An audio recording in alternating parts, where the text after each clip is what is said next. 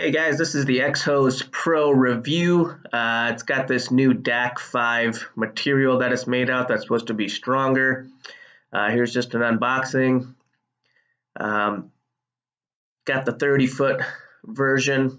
It's got a pretty nice quality valve on it.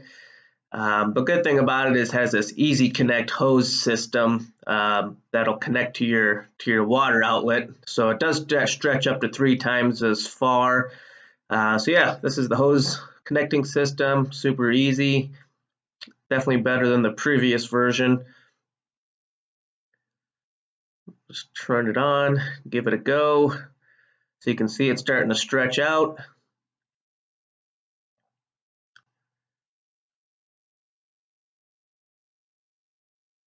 Feels really durable too, compared to some of the other ones that I've had.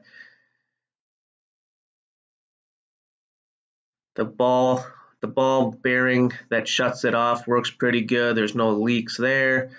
Let's just kind of put this spray nozzle on and give it a go in the old garden. Yeah, pretty much works really good. Pretty happy with this purchase.